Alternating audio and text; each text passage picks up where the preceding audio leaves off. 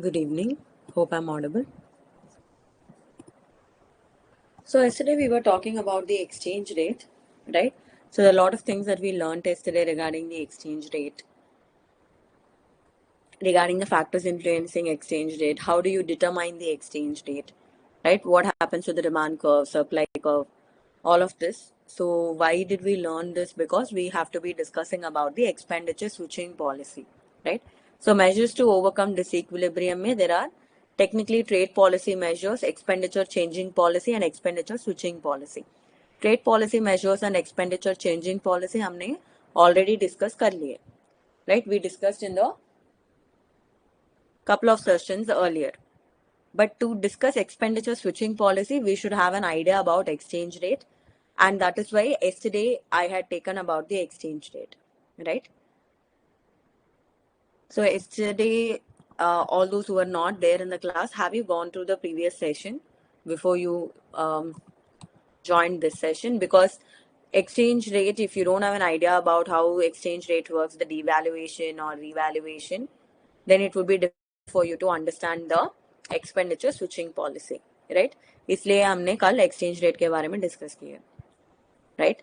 And before we ended the yesterday's session, I told there are fewer more concepts that we need to be knowing regarding nominal exchange rate, real exchange rate, and J-curve effect and all of that. That is pertaining to the exchange rate. But of course, that is not required for expenditure switching policy. So हम बाद में भी कर सकते हैं. So first, let us finish expenditure switching policy, and if we still have time, we will do those concepts. Otherwise, we can carry forward for the next session. Okay? So now, coming to the expenditure switching policy.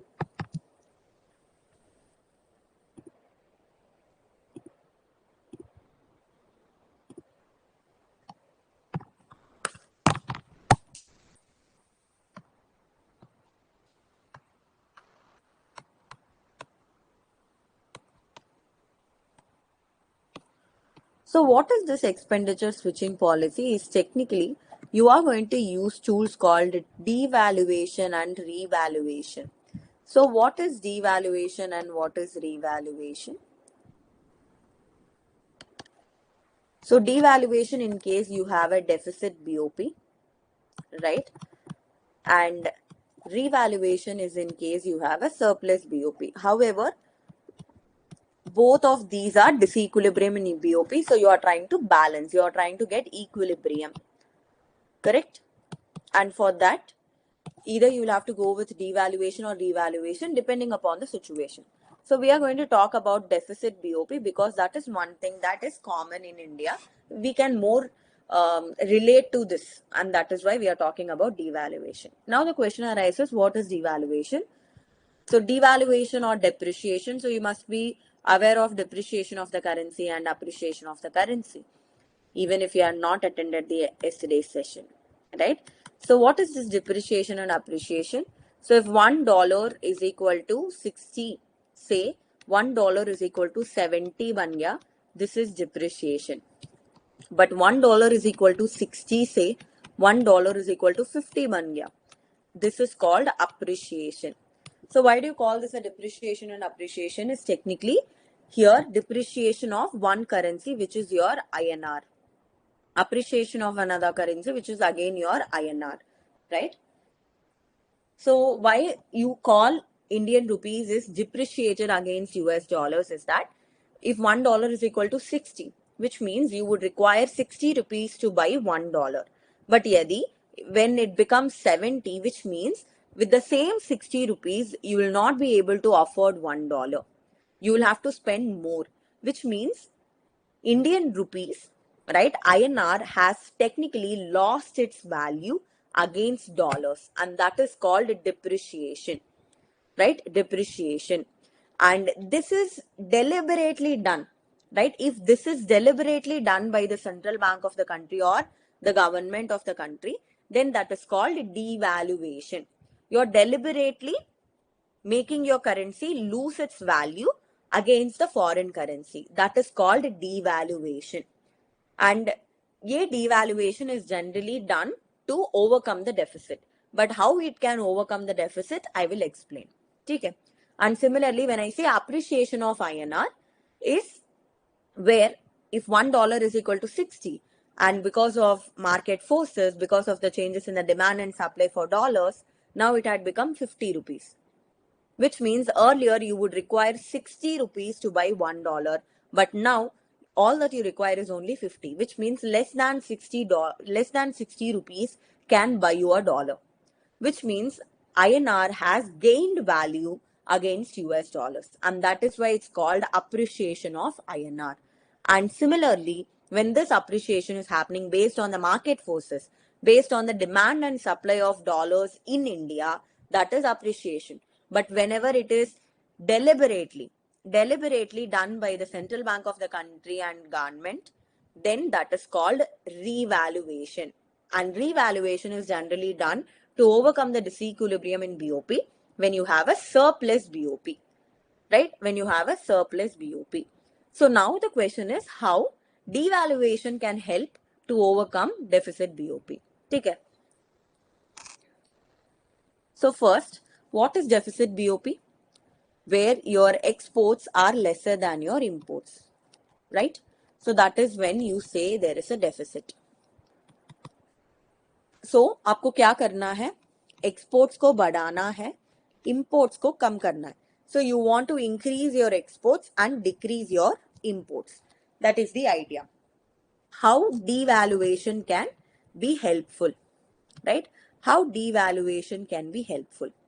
So let's assume $1 is equal to 60 rupees, right? $1 is equal to 60 rupees. That is the current situation. So you are exporting commodity A, right? Commodity A is moving from India to US, and commodity B is something that you're importing. So US say it is coming to India. ठीक है. So ये जो commodity जो export हो रहा है, that is 600 rupees. That is 600 rupees. And commodity B, which you are importing from US, right? Which you are importing from US is about $10. Is about $10. ठीक है.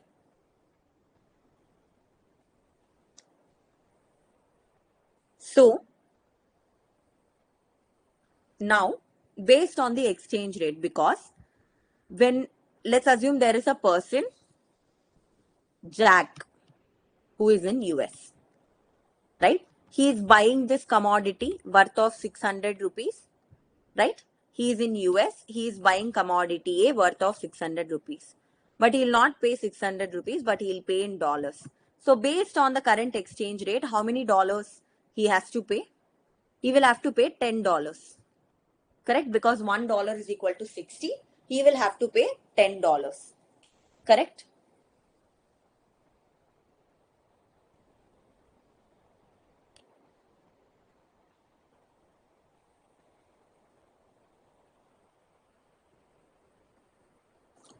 And on the other end, you have a person named Krishna in India.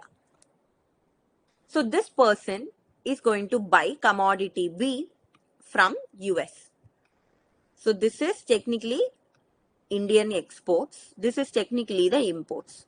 So when when Krishna is buying this commodity B, right, he'll have to pay $10. Of course, he is an Indian. He will not pay $10. He'll have to convert it. So for him, he will see the conversion. $10 मतलब मुझे कितना pay करना होगा. $1 is 60. So $10 is 600 rupees he will have to pay. Correct? 600 rupees he will have to pay, and in return he will get the commodity. Right? Now $1 is equal to 70 बन गया. So this is technically devaluation. ये 70 कैसे बना? The central bank and the government, right, they decided to devaluate the currency in order to overcome the disequilibrium. So they are devaluating the currency. So now $1 is equal to 70. ठीक है. So now with the same situation, right, if Krishna has to buy this commodity of $10, how much he has to pay? The same $10, but now $1 is 70. So you will have to pay 700 rupees. Earlier, the same commodity was 600. Now it is priced higher. So the price had gone up of your imports. So technically commodity B is your import, right? So now Krishna has to pay 700 rupees instead of 600. What will he do? The demand will fall. So the demand for imports will fall. Eventually the imports will decrease, and that is what you wanted to do, right? आपको वही achieve करना था, correct? You wanted to achieve that, correct? But how can you boost your exports? How can you boost your exports? Now, ये समझ में आ गया आपको? Regarding $1 is equal to 70 होने से, how your imports are decreasing? Did you get that part before we talk about exports?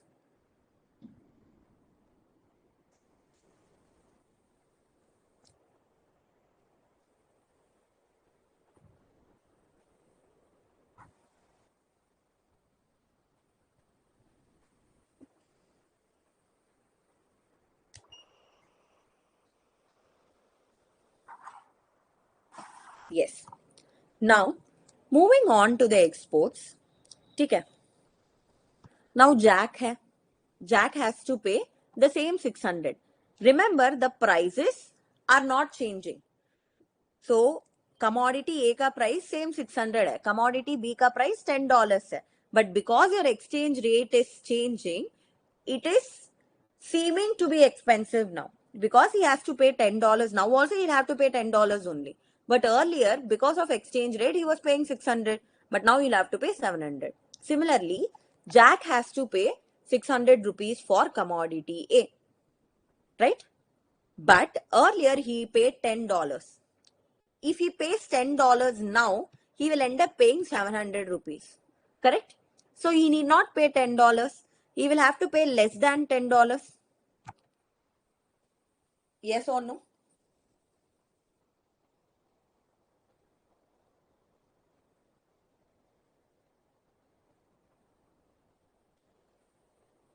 So to be precise, he will have to pay $8.57 only.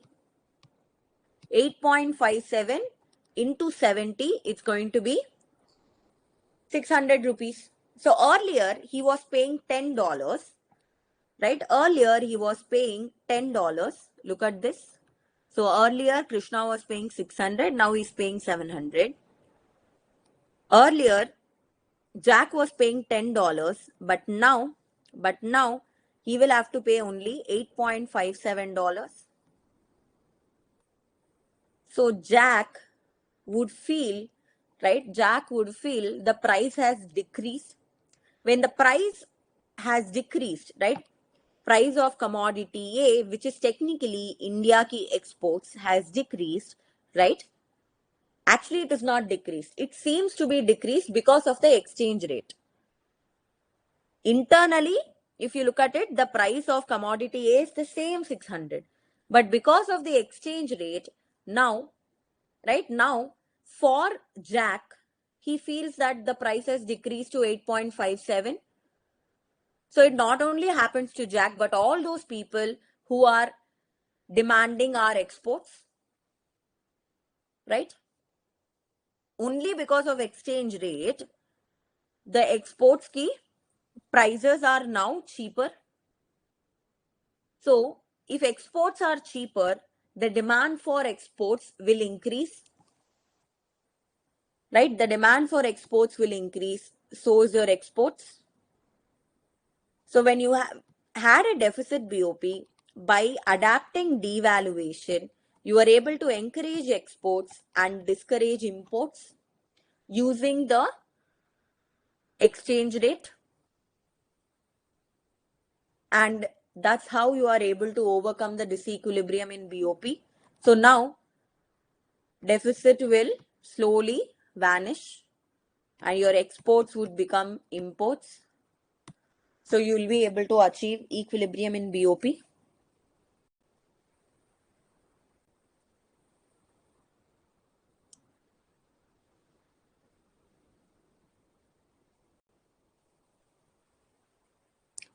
Yes, agreed.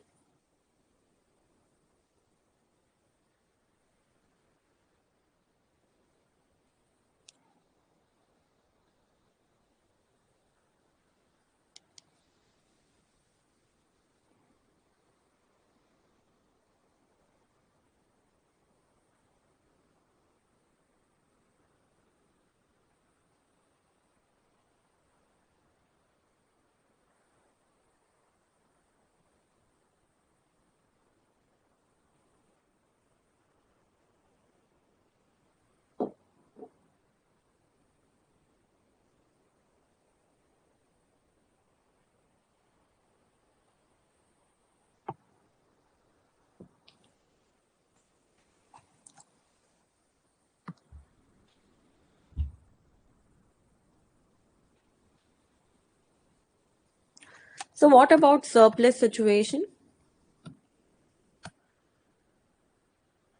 Surplus is where your exports are greater than your imports. Exports को आप कम करना होगा, imports को आप बढ़ाना होगा, right? So during that time, if $1 is equal to 60, right? So where it was 600 rupees and यहाँ $10 की, sorry, $10 की commodity था.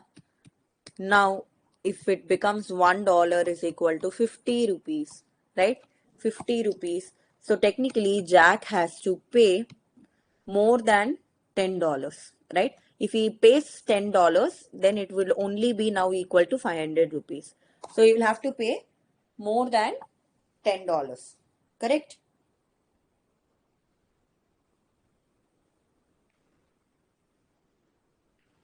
So technically, you'll have to pay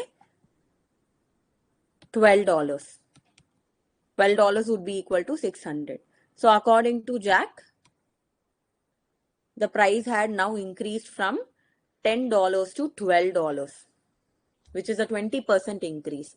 Because of that, not only Jack would feel about it, in general, all the people from US who are technically importing our commodity, so technically our exports would feel expensive, right?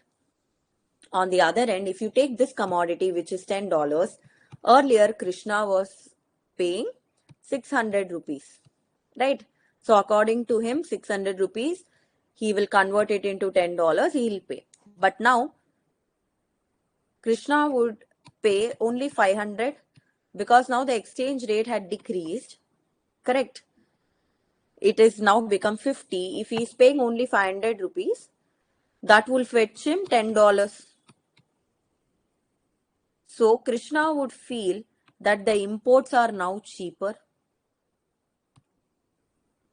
So exports have become expensive. Because of that, exports will fall. That's what you wanted to achieve, right? And on the other end, imports have become cheaper. So imports will increase. The demand for imports will go high and the imports will increase.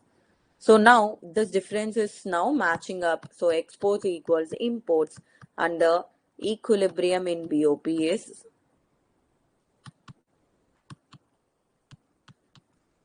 achieved. So in case of a surplus BOP, you are revaluating the currency. So that's called revaluation.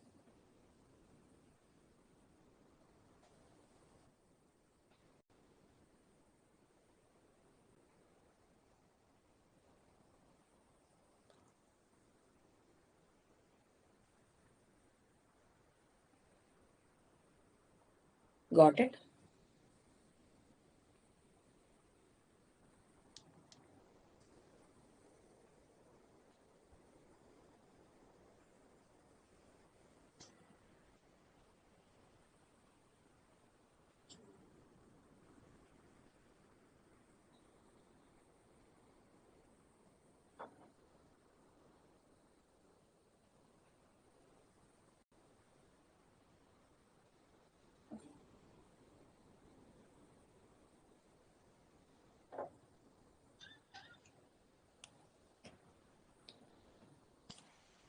So now let's go back to the devaluation part.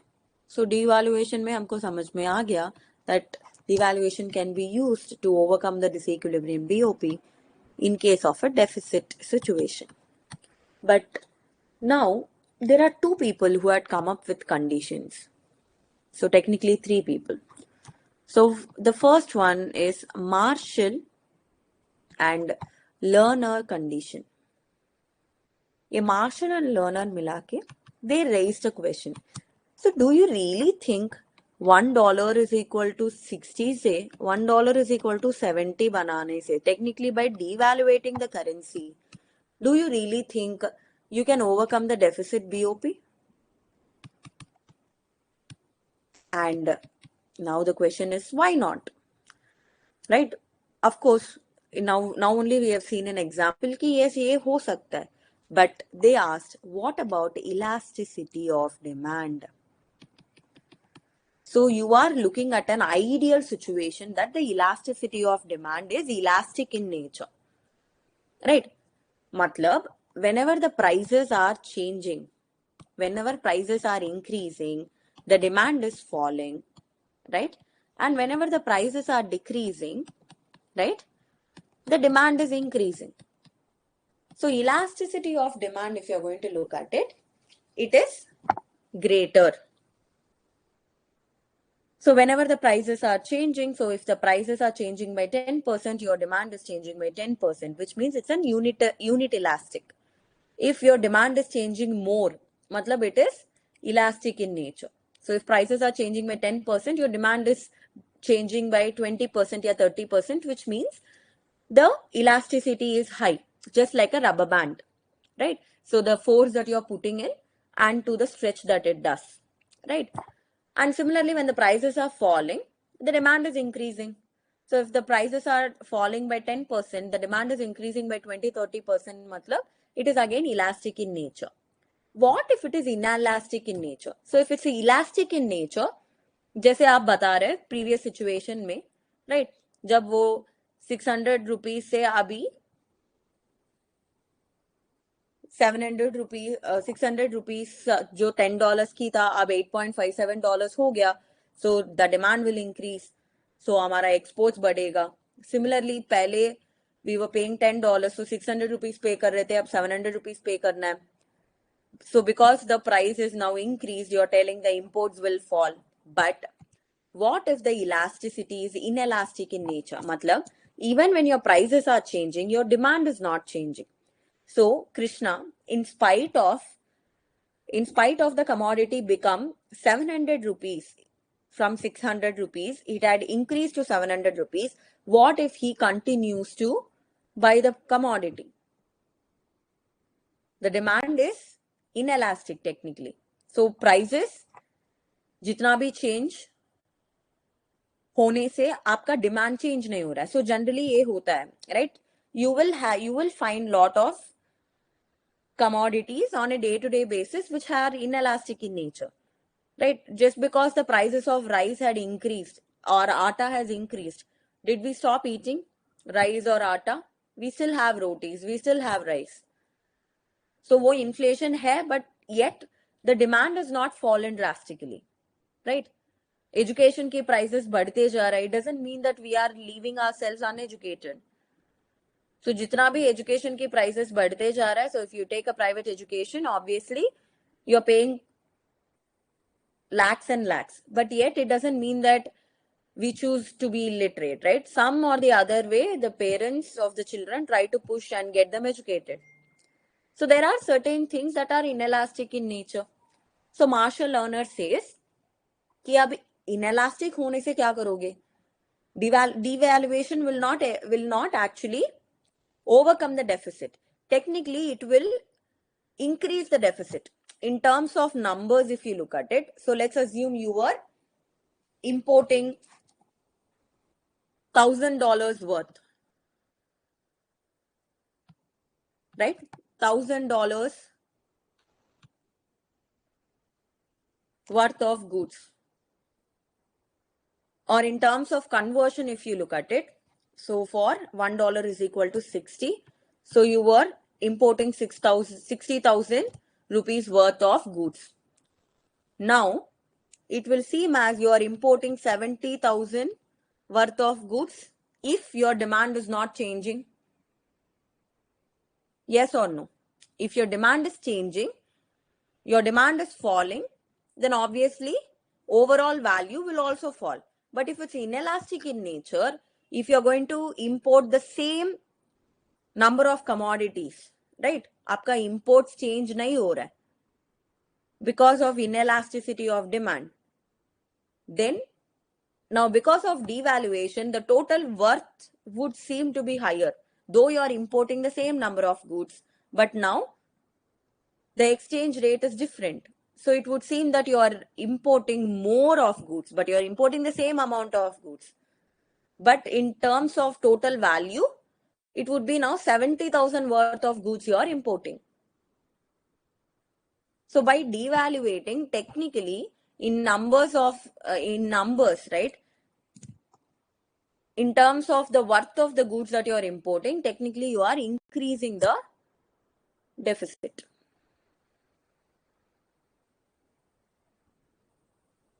Right? So it does not only applies for imports but also for your exports. So you are thinking कि आपकी exports की prices कम होने से उसका demand बढ़ जाएगा. So आप prices कम कर रहे हो. But demand change नहीं हो रहा है.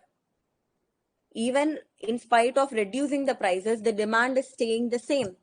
Which means, let's assume you were exporting 60,000 worth of goods. Now the prices are falling, right? The prices are falling, but the demand is not increasing. Then it will feel that you are you are exporting lesser worth of goods because the prices had fallen. So technically the gap with respect to deficit will further increase. So this is why Marshall and Lerner came up with a condition that's called Marshall-Lerner condition, where they have given it as elasticity of exports plus elasticity of imports, दोनों मिला के it should be greater than 1 for devaluation to be successful. For devaluation to be successful in overcoming the deficit BOP. If it is inelastic in nature, if it is less than 1, then the deficit will further widen.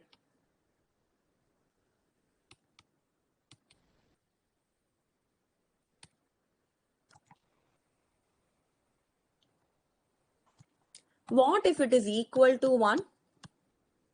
If it is equal to 1, the same deficit will continue to exist. Continue to exist. If you had a deficit of $60,000, hypothetically speaking, then the same $60,000 worth of deficit will continue to exist.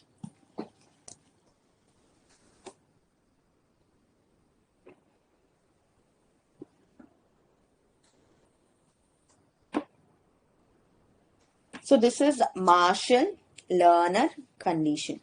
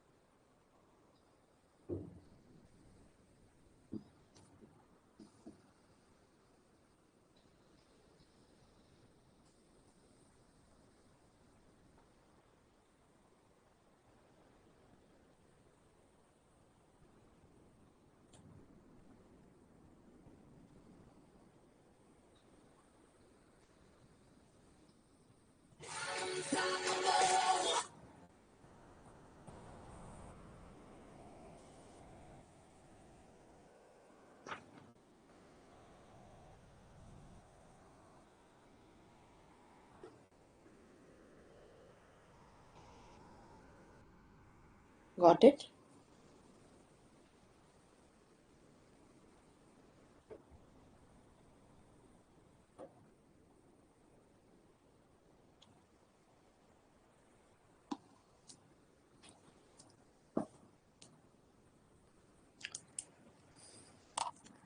So this is given by Marshall and Lerner, right? So I told there are three people. So who's that other person? The other person is he Sydney S. Sydney S. Alexander.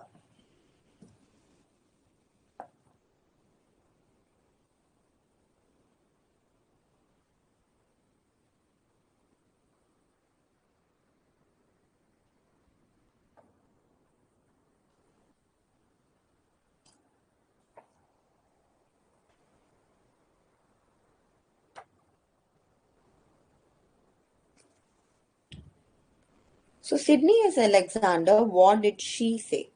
Right? What is the outcome? So Sydney S. Alexander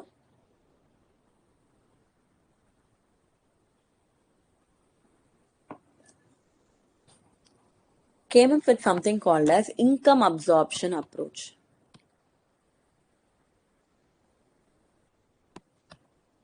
Income absorption approach.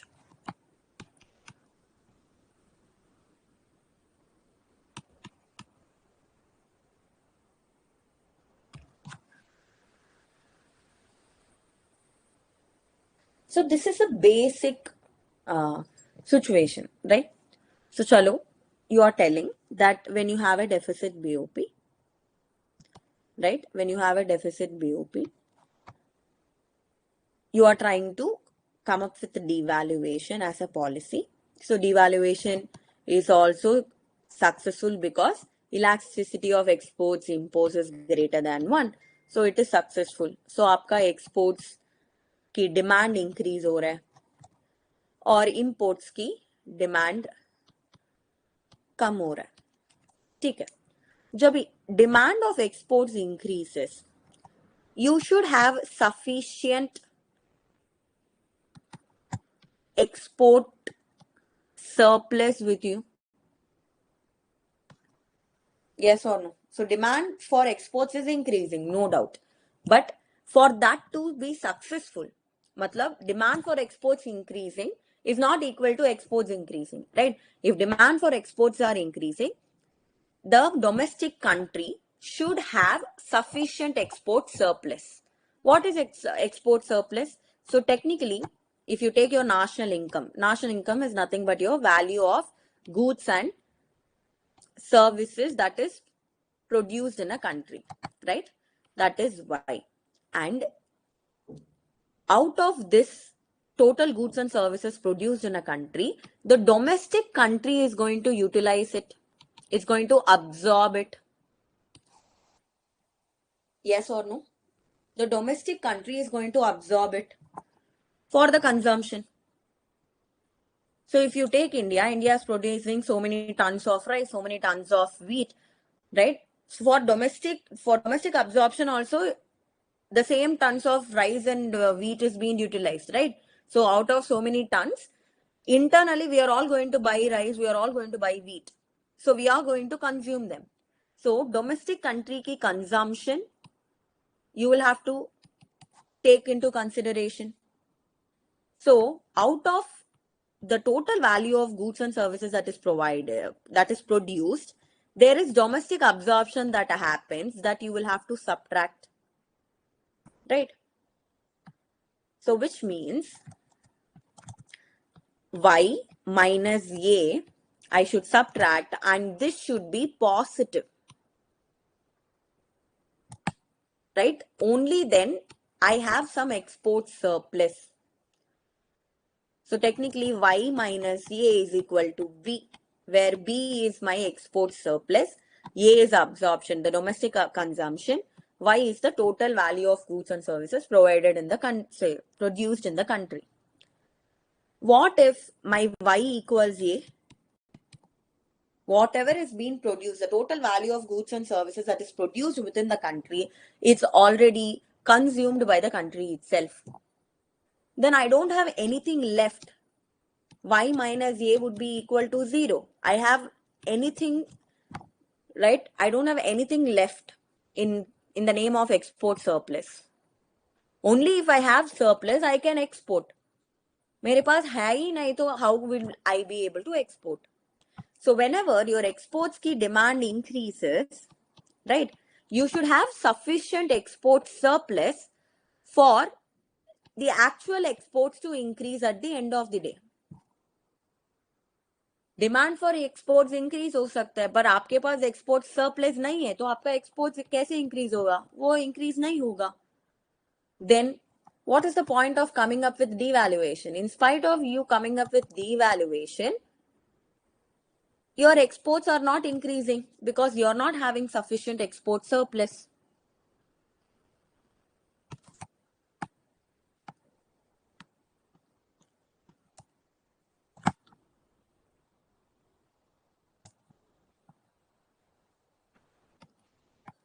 Right?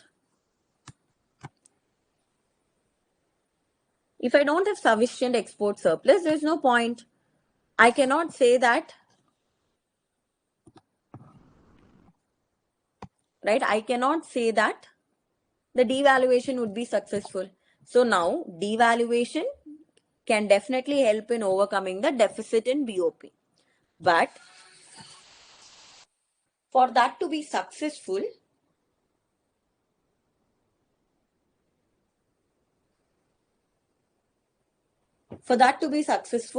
what you will have to do?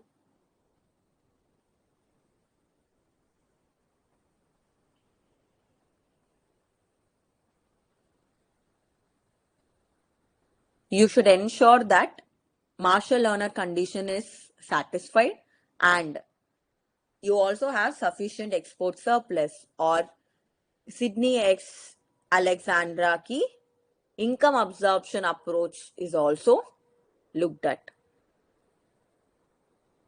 If either of this is not achieved, then devaluation cannot be successful, right? So if you don't have sufficient export surplus, then eventually your exports are not going to increase. Then the deficit will continue to exist. Or if the elasticity of your exports and imports are inelastic in nature, then the deficit is going to further widen.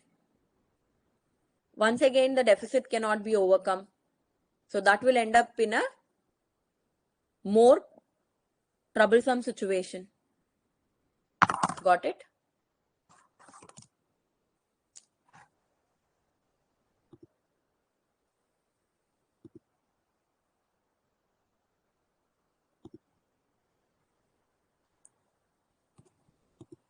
So this is what is expenditure switching policy, right?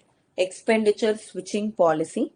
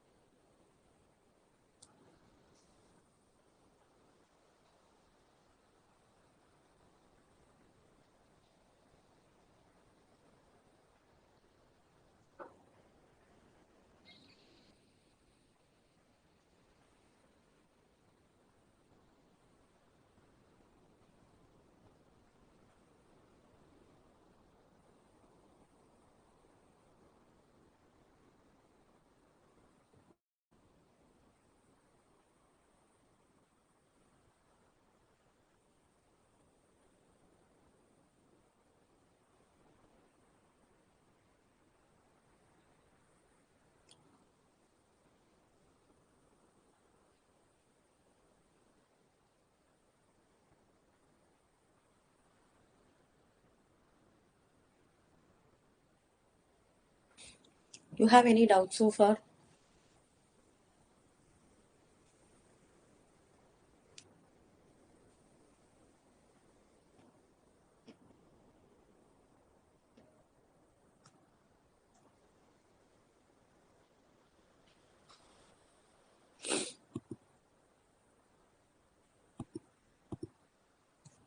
Okay.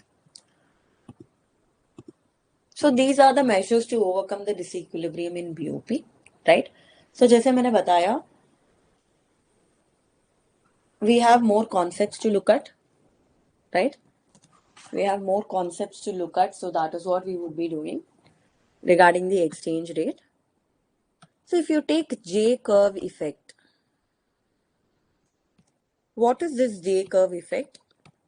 So we were talking about the devaluation right now, correct? So जब भी आपका deficit BOP है, तो devaluation can be working out. But we should also remember there is some time lag that is going to occur. ऐसा नहीं है कि आज आपका deficit BOP है and you realized and आज आपने devaluation कर लिया तो कल deficit is going to vanish. नहीं, it's going to take some time, right? So that is what is explained in the J curve effect. So let's assume this is a balance situation. Balance situation. So above this it's positive, which is a surplus. Below this it's a negative, which is a deficit. Right? So let's assume you have a deficit BOP and you are coming up with devaluation of the currency. So when you devaluate your currency, ऐसा नहीं कि immediately यहाँ से यहाँ आ जाएगा to the balance, and ऐसा भी नहीं है कि it is going to start approaching the balance immediately. No.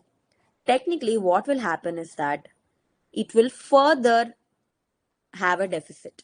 क्योंकि the exchange rate is devised, but for it to reflect in prices, right? For it to reflect in prices and that to be reflected in the demand, it will take time.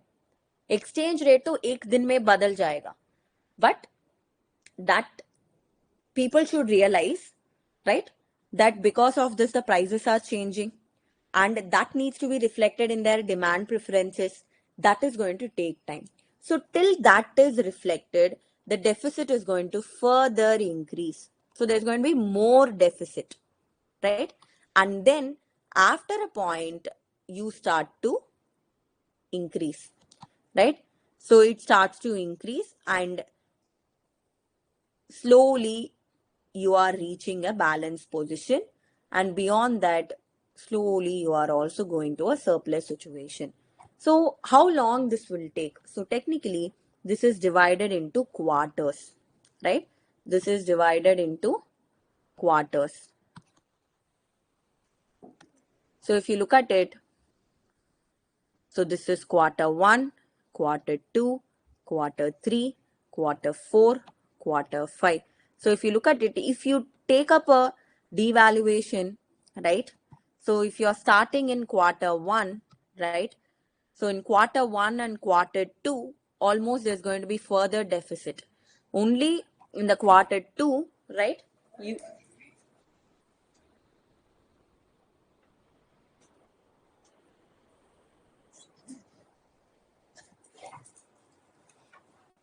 only in the quarter 2 you get to experience a turning point. And in quarter 3 and quarter 4, you're approaching balance and you're reaching only in quarter 4 the balanced situation. And beyond that, you are moving towards a surplus BOP, right? So, which means there is a lag of about 3 to 4 quarters for sure. And because this is in the shape of J, this is called J curve effect. So quarters matlab I'm sure you must be knowing, right? Q1, Q2, Q3, Q4. So 3 to 4 quarters matlab 9 to 12 months. Yeah.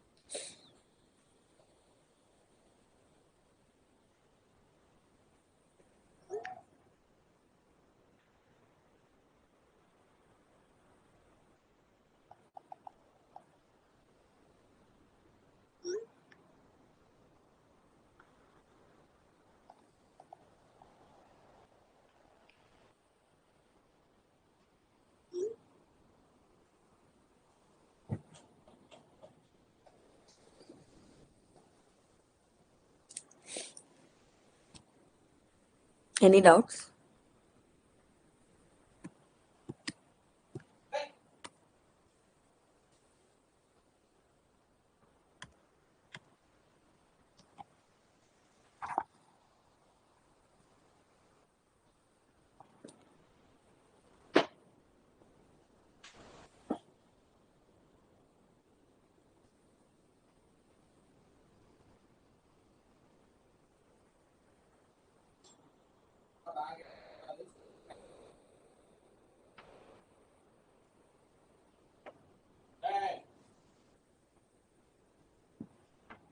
Yes, you have any doubts?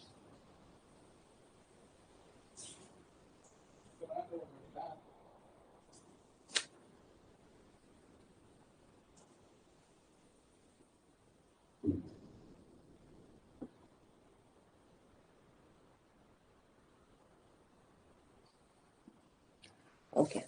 So moving on to nominal exchange rate and real exchange rate. These are the concepts that you must be knowing about. So nominal exchange rate is nothing but the basic exchange rate that we have been talking so far. So nominal exchange rate is generally the number of units of a domestic currency required to purchase 1 unit of foreign currency. So whatever we have been talking, so in terms of $1 is equal to 60, $1 is equal to 70. So this is nothing but your nominal exchange rate, right? ये तो आपको already पता है, right?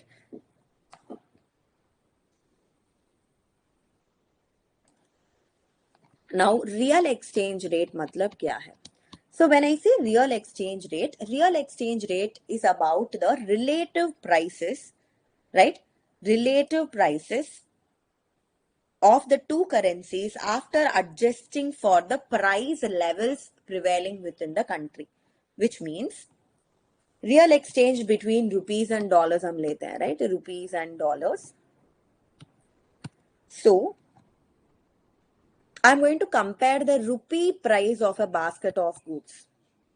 Rupee price of a basket of goods, and the same basket of goods if I had to buy in dollars, matlab in US if I had to buy, right?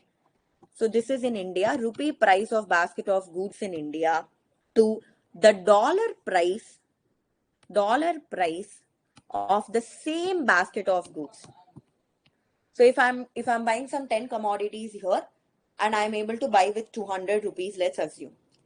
The same 10 commodities, if I had to buy in US, what would be the price, right? In terms of dollars, right? What would be in terms of dollars? That's what I'm going to look at. So RER, real exchange rate, is equal to your nominal exchange rate multiplied by the price of basket of goods in US by the price of basket of goods in India. So for example, let's assume if my nominal exchange rate is 44 rupees, right? So nominal exchange rate is $1 is equal to 44. My real exchange rate, if you look at it, is based on the basket of goods. So if I am buying, right, if I am buying some 10 goods, okay, 10 commodities in India, I am able to buy with 200 rupees. But in US, I would require $20, right? 20 by 200. $20, 200 rupees, 20 by 200 into 44. Because you will have to come up with in terms of rupees, right? So 44 into 20 by 200.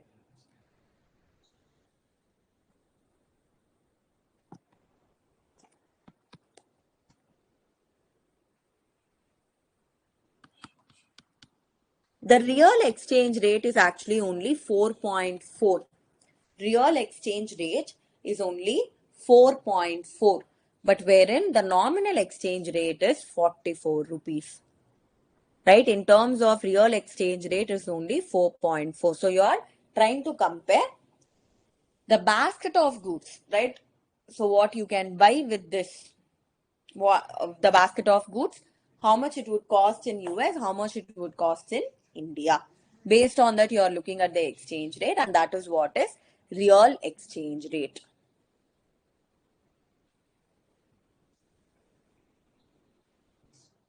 Understood?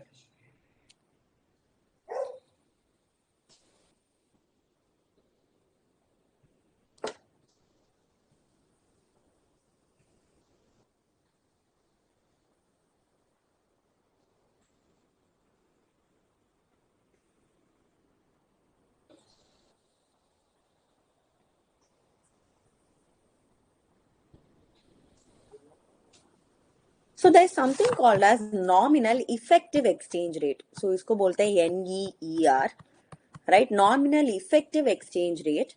So technically, in addition to nominal exchange rate, the economist had also developed this concept of nominal effective exchange rate. So what is this nominal effective exchange rate? Is nothing but the weighted average of nominal exchange rates, where the weights used are the shares of the trading partners in the foreign trade. So you're going to look at the trading partners. For example, let's take India. India key trading partners is not only US, right? But it is also UK, let's assume. So based on how much you are trading, right? So out of 100%, what is your share? What is your trade share with respect to US and India and UK and India?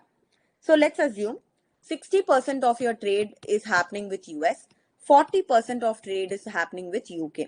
Then how do you calculate NEER? Is first you will take your NER, nominal exchange rate for dollars. So $1 is equal to 44 rupees.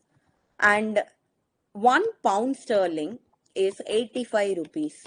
Okay, so you take this into account and you're going to multiply with the trading partners key shares, right? Out of total trade that you're doing, 60% is with US, 40% is UK. So you might have more countries involved. Accordingly, you will give them. So if let's assume China is coming in. So 40% is with US, 40% is with UK. Then China, you're coming up with 20%. Then you should also know nominal exchange rate between Chinese renminbi, right? Chinese renminbi and rupees, that you will have to take into account. So however, let's only stick with two countries as of now. US, UK, 60-40. Correct. Now, how do you calculate nominal effective exchange rate? Is that NEER is equal to NER of US multiplied with, right, the weight attached, which is nothing but your trade share, which is about 60%, plus nominal exchange rate of UK with weight attached of UK, which is 40%, which means NER is 44. 60% is taken as 0.6. So 60%, so it's 0.6 plus UK is 85 into weight is 40%, 0.4. So the nominal effective exchange rate is 44 into 0.6, 26.4 plus 85 into 170, 170, 340. So 34. 60.4 is nominal effective exchange rate.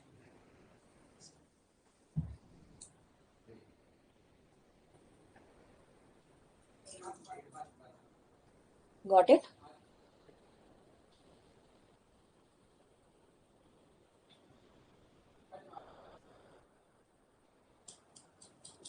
You also have real effective exchange rate. So real effective exchange rate में क्या replace होगा? Instead of NER, right? In real effective exchange rate,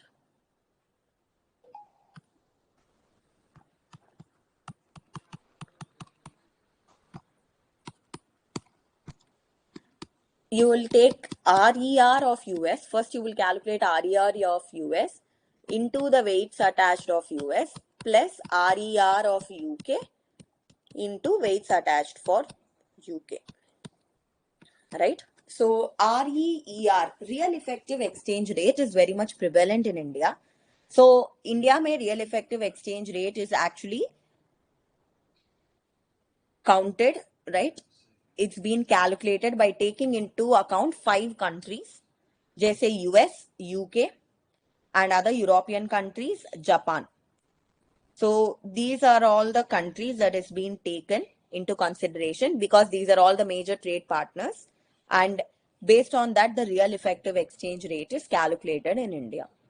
Okay?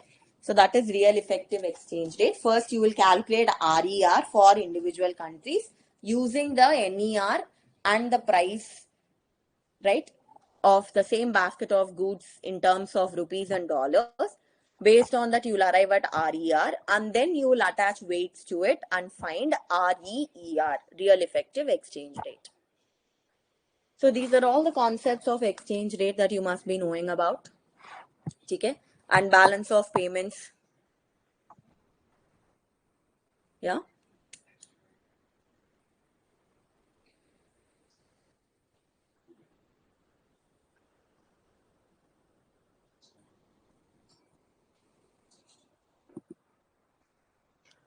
So we shall meet tomorrow.